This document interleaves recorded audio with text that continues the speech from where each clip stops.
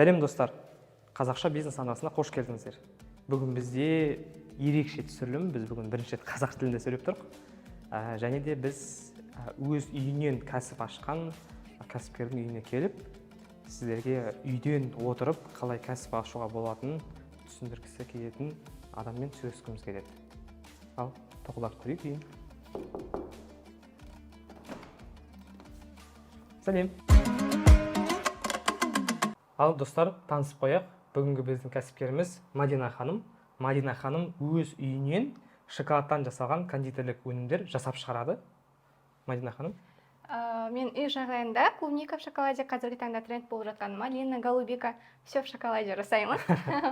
Және де мен өзім студентпін, магистратурада оқимын.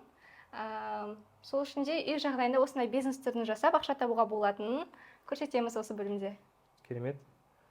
Ал Мадина ханым, айта кетсеңіз, бүгінгі біздің видеода біздің көрермендеріміз не күте алады? Қалай жасау керек екендігін барлық қыздардың қолынан келеді деп ойлаймын. Сол себепті бізбен бірге көріңіздер. Иә достар, бүгін біз клубника шоколадені сіздерге жасап көрсетіп, жасау барысында әртүрлі сұрақтарға, сіздерге қызықты сұрақтарға жауап беріп, бәрін сіздерге ашып айтуға тырысамыз. Соңына дейін көріңіздер. Біз бірінші қандай жұмысты бастамас бұрын санитарлық тазалықты ұстауымыз керек. Сол себепті перчатки, шапки киіп алайық. Сізге де берейін. Негізінде бір айта кетерлік нәрсе, шоколад жасағанда перчатки кимейді. Себебі бұл керісінше микробтарды өзіне алып алады. Мынау не үшін киеміз қазір? Для видео. Ал шын мәнінде келсеңіз? Шын мәнінде негізі қолыңды қайта-қайта 10 минут сайын жуып отырасың, кір болып қалса. Ал негізінде қолмен жасаған өте ыңғайлы, және де тазалықты сол керісінше сол таза болады. Давайте қолмен жасап көрейік, оны как есть. Давайте только мен қазір қолымды жуып, давайте few moments later мен қолымды жуып кейін десе. A few moments later. Так, енді кірістек болады. Енді иә, жұмысқа кірсек. Бірінші клубникаларды жуып аламыз, керек нәрселерді. Вот мен осылай клубникаларды тамақпен араластырмаймын, себебі иісі сіңіп қалуы мүмкін. Чисто клубника үшін. Қазір бізге өзімізге керек екеу шесет деп ойлаймын. Хорошо. Екеуін қалғанын қоя саламыз. Сосын вот голубика. Голубика? Мадинаны дайындап қойған болады. Қай жерден аласыз? Мен бұл Мадина траверсін дайындап қойғам. Оптом сататын бар, базарда бар, Алаш базарында. Астана қаласында Алаш базарында. Ал бұлар қаншаға шығады?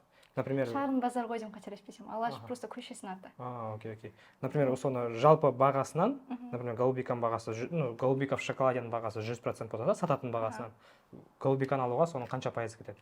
Мысалы, мына упаковкасы 2000 теңге тұрады, 125 грамм. Мен бұны мысалы сатсам, голубика в шоколаде тура осын сатсам, 3125 теңгеге. Үстіне 1000-1500 теңге қосып сатам. Түсінікті. Получается, сіз бұны шоколад жасайсыз, упаковкасы бар, бәрі бар. Сонан еще үстінен өзіңіздің қосымша бағаңыз қосып, үстіне сонда жалпы табатын табысыңыз 30% болады. 30%. Керемет. Давайте жалғастырайық. Бірінші аналарды жуып алайық қазір. Бұның бәрі қазір бізде импорт болғандықтан өте қымбатқа түседі. Жаз кездерінде килограммын 4,5-ға солай алатын болсақ, қазір 7000-ға 8000-ға дейін шығып жатады. Кей кезде мейрам кездерінде 12000, 13000 солай да болады килограмм. Яғни 3-4 есе өсіп отырады.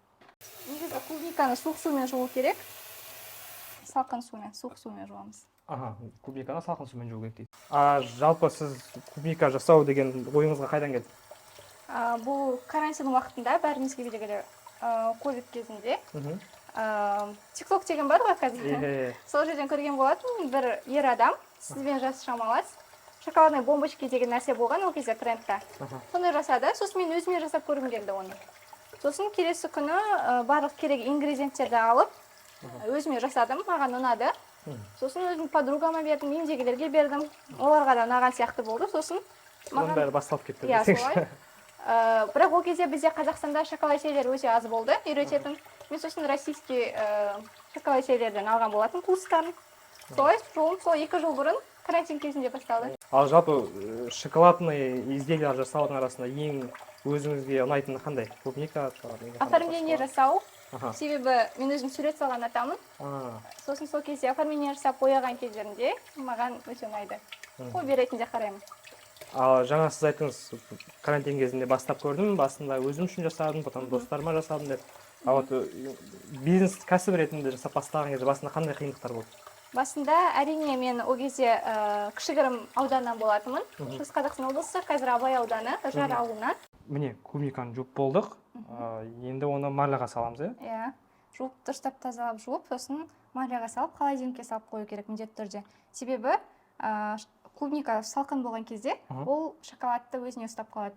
Темперировать еткен кезде. Түсінікті. Андай ыстық шоколад жабысқан кезде иә. қатып қалады, түсінікті. Сол үшін жасап қоямыз. Окей. Бұл ең важный нәрсе болып саналады.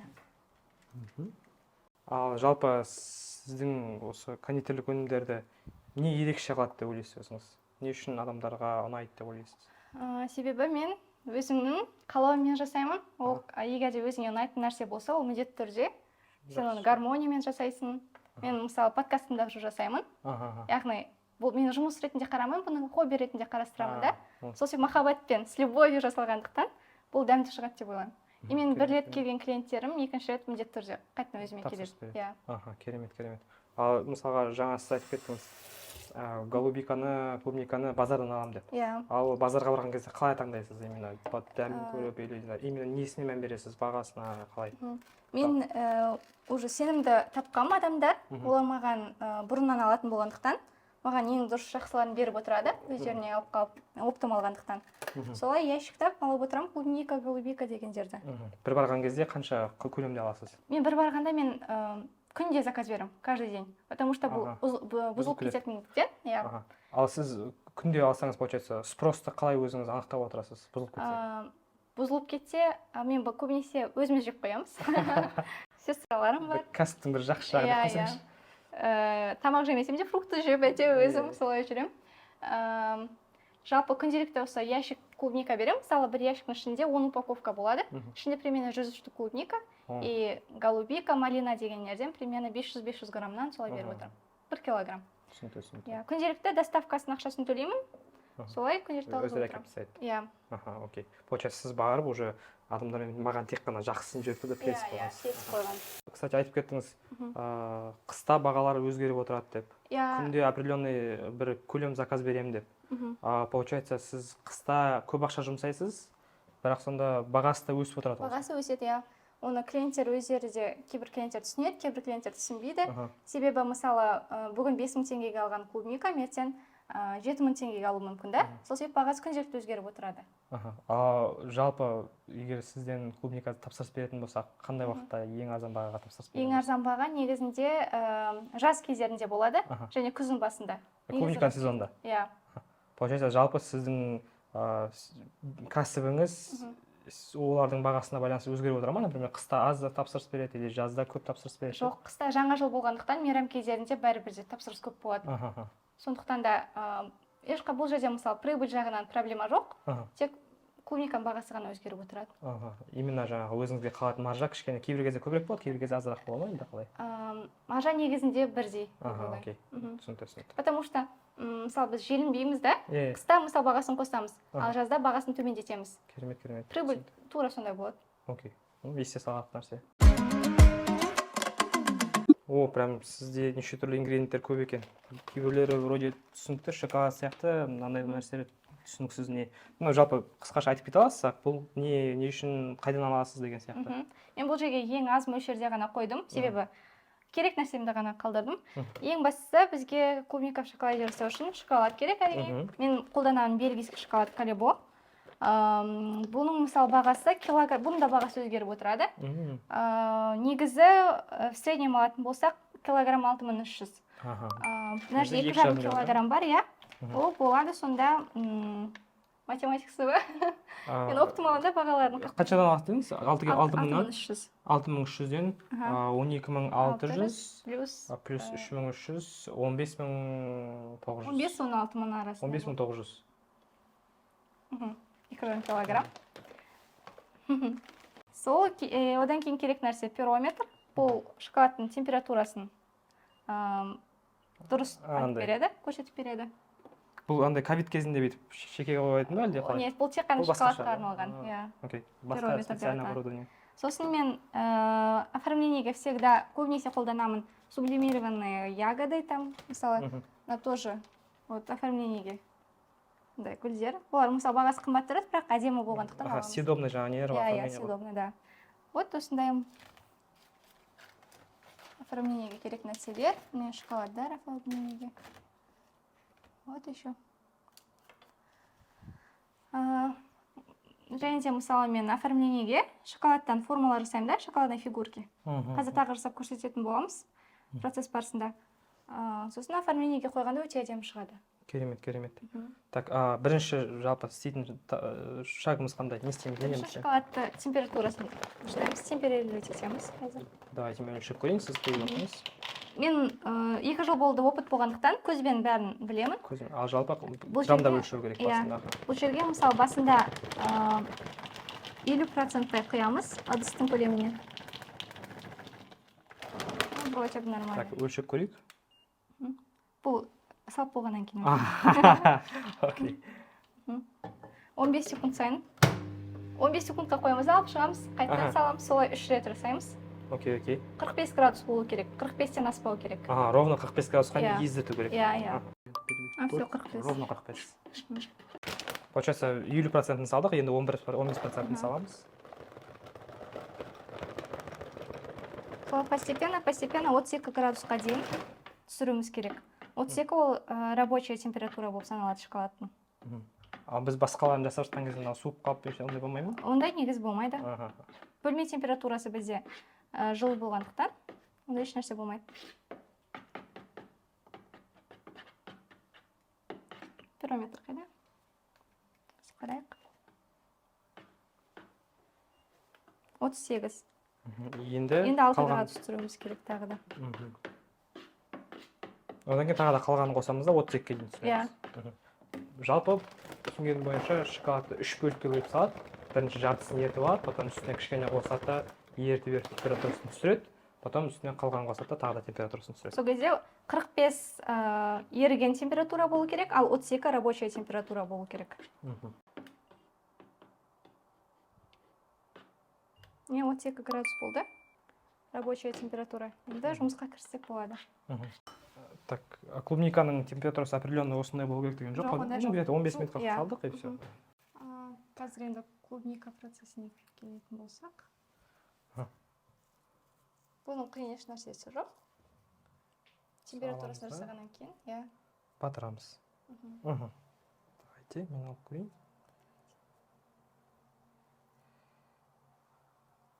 Так, қолымыз жуып алғанбыз бағана. Батырып көрейік. Ал мына жерден ағып жатса не істейміз? Ұстат біраз. Вай. Так, осындай жеп көремін. Күтіп тұра. Бал бір нәрсе шайға салған кезде өсіп ағып тұрады ғой. Адам үшін келтіріп. Қойсақ болады. Оформлениеге бірден қазір жасап отырсақ болады. Керемет, жасай кетейік. Тағы не керек болады?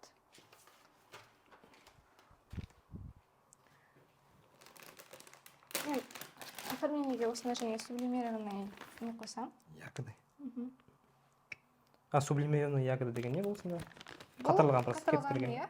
Мысалы, клубника. Сублимированная клубника.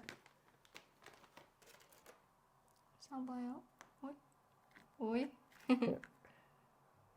Орео ғой да? Иә. Мысалға мен клубника өзім жасасам, мен клубниканы тәтті жақсы көремін шоколаде.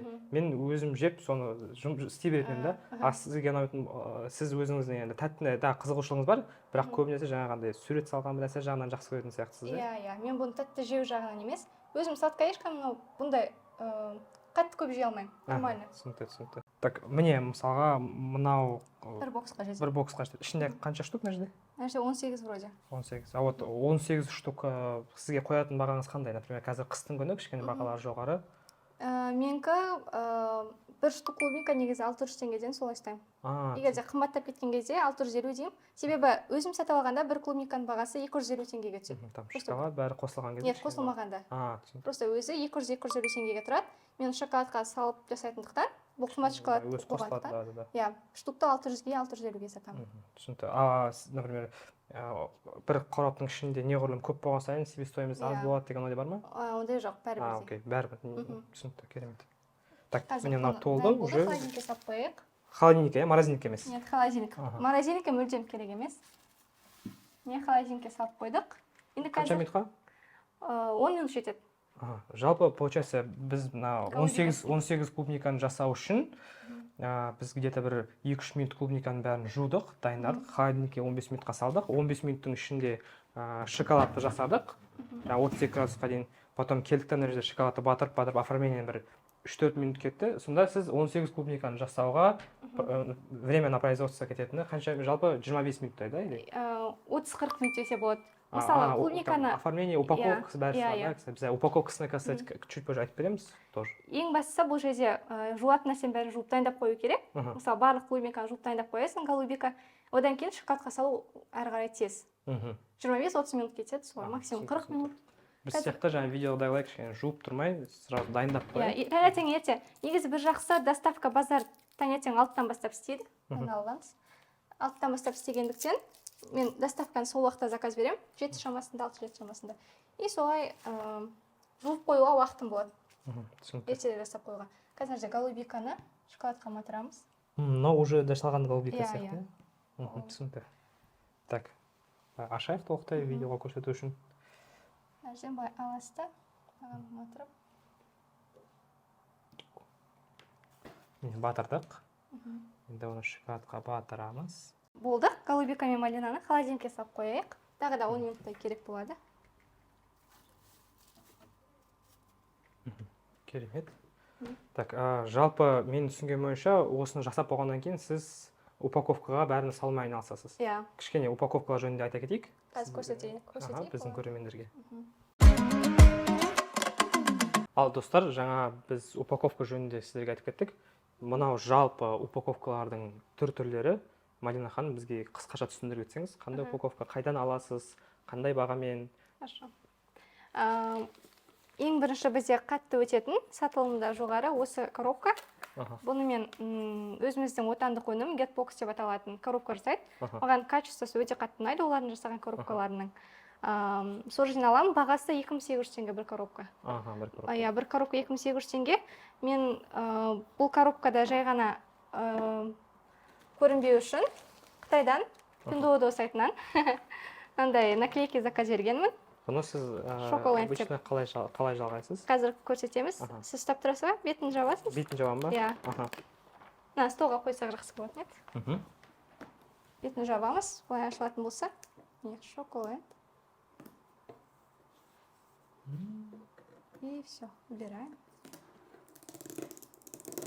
Вот. Подам. Прям әдемі көрінеді. Да. Ал бізден алатын болсақ, өкінішке орай бұл бізде уже 3000-нан жоғары болып кетті. 3,5. Қазақстанда кішкене қымбаттау. Сондықтан да Қытайдан заказ беремін. Жалпы мынандай шоколад деген жазуы бар. Бұл жазуларды ауыстыруға бола ма? Иә, өзгертуге бар. Өзім таңдаған бұны. Окей. Мынау уже жазуымен қаншаға шықты сонда? 2800 және 3000-ға. 3000-ға шықты. Керемет. Енді 3000-ға шығып тұр. Енді тағы да қандай упаковканың түрлері айта кетсек? Мен негізі егерде оптым алатын болсам, Алматыдан заказ беремін. Fortress деген не бар? Коробка сататын дүкендер. Сол үшін әртүрлі коробкалар заказ беріп қоямын. Мысалы, бұл коробканы құраудың өзіне уақыт кетеді.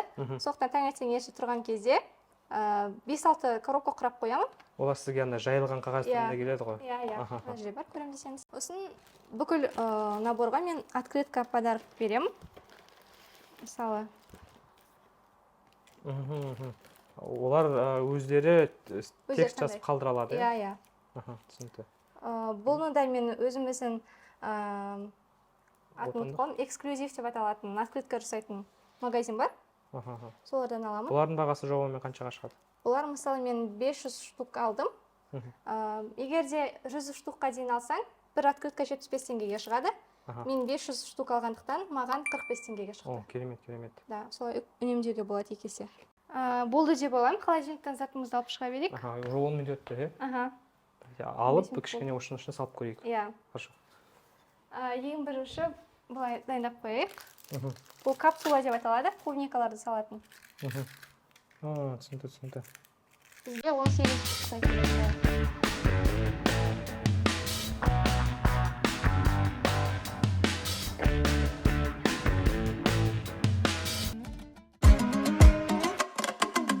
Енді оформлениеге мен осы Малина мен Голубиканы беттеріне сүйіп шығамын. Ал жалпы сіз бұл упаковканы курьермен беріп жүрген кезде курьерлер бүйтіп шайқап алмас үшін бір нәрсе Аккуратно деп адамға сеніп қана тапсырамыз. ескертіп тапсырасыз. Немесе үлкен болатын болса, набор айтам, самовывоз біз бола ма деп. Самовывозбен алып кетеді. Бұл жерде қазір 250 грамм Голубика Малина және 18 штук клубника бар. Бағасы 16500, 17000, 17500 солай. Өзгеріп өтеді. 16500 негізгі бағасы. Енді бұның бетіне бір нәрсе қоямыз ба? Қазір маған кондуринмен бояған ұнайды. Кондурин деген краска, да? Съедобный. Съедобный. Кондурин. Вау. Как красиво, да? Бұл ең қарапайым түрі. Мен уақыт тығыз болғандықтан ең қарапайым түрін көрсетіп жатырмын. Негізі өзіме ұнаған жұмыс болғандықтан безендіруге көп уақыт жұмсайсыз. Көп уақыт жұмсаймын әдемілеп. Бұл ең қарапайым түрі. Меніңше бұларды көбінесе жаңағы бір әйелдеріне, қыздарына сыйлыққа сыйлайтын сияқты, туған күніне. Мен басқа жұмыстарымды сіздерге жібере аламын, асықпай жасаған. Фотоларында. Вау, прям керемет, супер. Маған прям ұнап тұр, күшті. Сіздер бұл товарды қалай сатасыздар, қалай жарнамалайсыздар? Мен таргет арқылы, инстаграм арқылы, және де сарафанное радио. Мен клиенттерім, маған часто отзывтар келеді. Сізді басқаларға рекомендовать етемін деп. Круто. Сол үшін де таргет негізі күніне $3-4 салып отырам. Иногда $5 күніне. Солай. Жалпы, получается, күніне қанша коробка сатасыздар, және болашақта қандай жоспарларыңыз бар көбейту үшін сатылымыңыз? Күніне негізі мен магистратурада оқитын болғандықтан кешке сабағым бар. Сондықтан заказдар таңертеңнен 4-ге дейін қабылдаймын. Бұл уақыт аралығында иногда болады 4-5 набор, иногда болады 7-8 набор. Получается, каждый набордан 30% алғанда күніне 15-20 мың теңге. Керемет. Прибыль, чисто прибыль. Ал болашақта не істегіңіз келеді бұны? Мен қандай ойыңыз бар? Курс өткізіп өзіме ұнайтын болғандықтан, анда үлкен цех дейма, қалай деп айтады? Кондитерский цех. Солай ашқым келеді болашақта. Ол үшін мысалға бизнес-гранттар немесе государственная поддержка нәрсе қарастырып көріп жатса, себебі бұндай поддержкалар өте көп, неше түрлі официальный источниктерден бар. Ондай әлі қарамадым, себебі қазір менде уақыт жоқ, шын керек.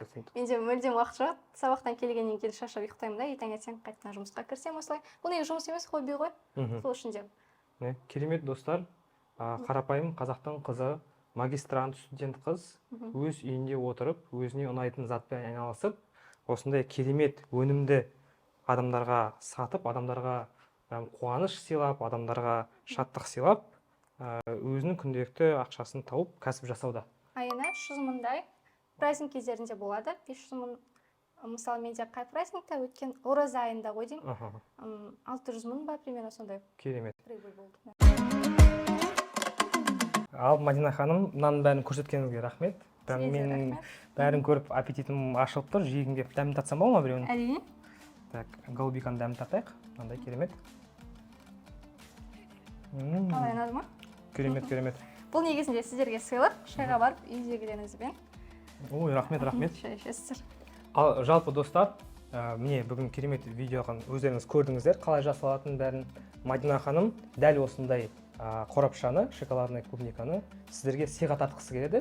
Бірақ Мадина ханымның бірнеше шарттары бар. Ол біздің инстаграм парақша Шоколандқа жазылу, және сіздердің YouTube каналдарыңыз Қазақ бизнеске жазылу. Және де бір постқа, ең соңғы постқа не үшін бұл наборды және кімге алғыларыңыз келеді жазасыздар. Болды, шарт осы ғана. Не болады осындай. Ал достар, келесі түсірілімдерде, келесі видеоларда кездескенше. Сау болыңыздар, рахмет.